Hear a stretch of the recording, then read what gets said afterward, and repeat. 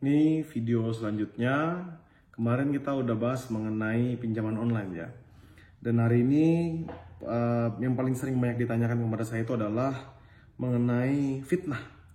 Biasanya kita sering banget tuh di kolom komentar kita ngelihat penyebaran fitnah di sosial media. Penyebaran fitnah di sosial media ini sebenarnya apa sih hukumnya? Terus gimana Kak kalau misalnya yang menyebarkan fitnah itu ternyata akun anonim?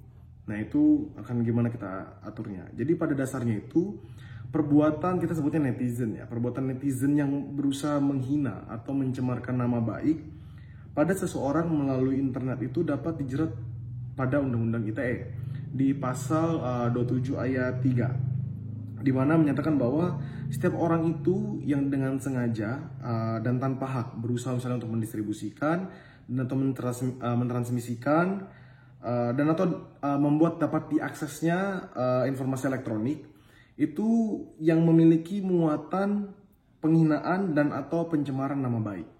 Nah itu tuh sebenarnya ada pidananya, ada hukumnya tersendiri ya untuk pengaturan itu. Tapi perlu diingat juga bahwa pasal 27 ayat 3 ini dia tetap merefer pada KUHP mengenai pencemaran nama baik. Terus yang disebut sebagai pencemaran ini bukanlah sebuah pidana yang melanggar pasal 27 ayat 3 jika ternyata muatan konten yang ditransmisikan itu atau konten yang disebutkan, komentar itu yang dituliskan itu ternyata adalah penghinaan yang kategorinya itu seperti ejekan, cacian, atau misalnya kata-kata yang tidak pantas. Misalnya Filivi lu tolol, atau misalnya Filivi lu anak babi, misalnya seperti itu. Nah, kata-kata seperti itu sebenarnya bukan mengenai pencemaran nama baik. Itu bukan termasuk pencemaran nama baik.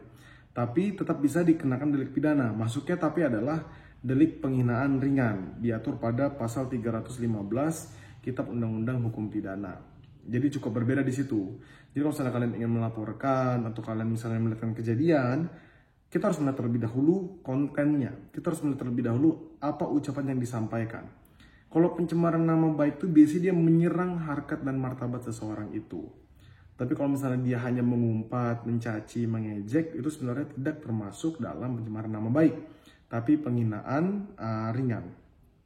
Terus, Kak gimana kalau misalnya saya itu menuliskan karena itu sebuah fakta? Kak gimana kalau misalnya saya itu menuliskan karena itu adalah pengalaman yang saya alami? Nah jika muatan yang ditransmisikan itu berupa penilaian, kayak review, atau misalnya pendapat kita, atau misalnya hasil evaluasi, atau misalnya sebuah kenyataan yang terjadi. Jadi the way kita mengemas ucapan kita, mengemas komentar kita itu akan merubah posisi kita, itu yang penting. Jadi kalau misalnya kita sudah mengemas dengan baik, mengemas dengan kritik yang membangun, pendapat yang bagus, atau misalnya berdasarkan sebuah kenyataan, maka delik pidana tadi itu, delik pidana mengenai pencemaran nama baik atau penghinaan ringan itu tidak termasuk. Jadi tadi itu adalah bukan merupakan suatu tindak pidana. Itu. Jadi yang dilihat dari kasus ini itu bukan pada perasaan dari seseorang itu, tapi lebih ke arah nanti kontennya. Itu kalau misalnya kita base-nya adalah Undang-Undang ITE.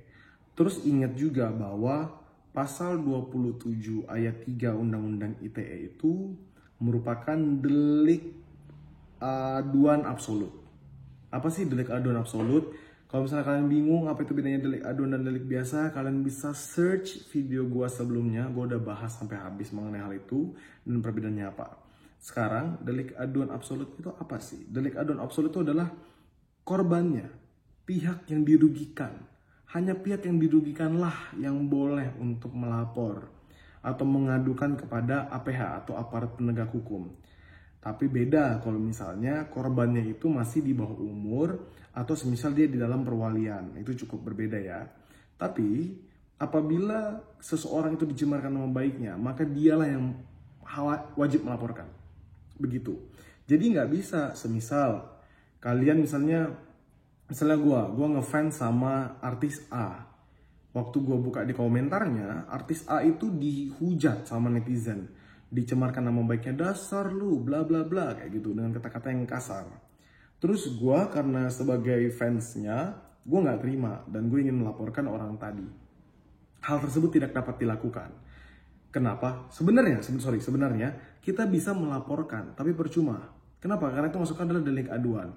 Siapapun itu bisa melaporkan tindak pidana. Siapapun itu bisa melaporkan tindak pidana. Namun, tidak semua laporan tersebut bisa diterima.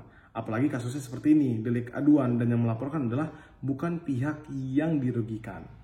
Jadi sekarang kita tahu ya, apa itu dasar-dasar dalam pencemaran nama baik, bagaimana bisa kita melaporkannya mereka, dan bagaimana ketentuan di dalamnya. Semoga ini membantu kalian. Kalau kalian punya pertanyaan, silahkan chat di kolom komentar, dan kalian juga bisa DM gue di Instagram di Lawtalk ID, oke? Dan see you untuk video-video selanjutnya.